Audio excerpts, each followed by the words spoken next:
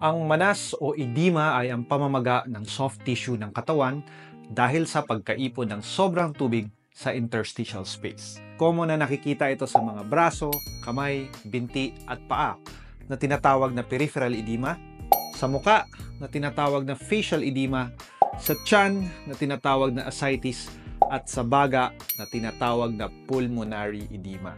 Maraming dahilan kung bakit nagkakaroon ng manas. Chronic venous disease. Ito ay isang kondisyon kung saan ang mga veins o ugat sa binti ay hindi na ibabalik ang dugo papunta sa puso. Dahil sa sira sa kanilang mga valves. Ang mga valves ay parang mga pintuan o flaps na tumutulong na itulak ang dugo forward pabalik sa puso. Kapag may problema sa mga valves, hindi nakakadaloy ng maigi ang dugo at naiipon ang fluid sa mga binti. Pwede ring magkaroon ng edema dahil sa pagkakaroon ng blood clot sa vein o yung tinatawag na deep venous thrombosis or DVT.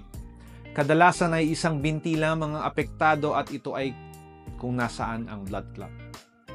Pagbubuntis.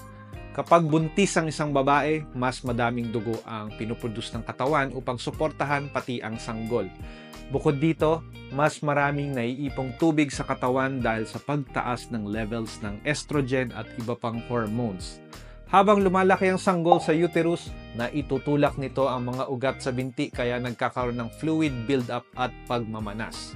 Mas common ito sa later stages ng pagbubuntis at pwedeng maapektuhan ang mga kamay, muka, binti, sakong at paa. Take note na hindi normal ang pagmamanas sa buntis kung may kasamang pagtaas ng blood pressure, pagsakit ng ulo, hirap sa paghinga, pagkonti ng ihi o ang paglala ng manas sa loob lamang ng ilang araw.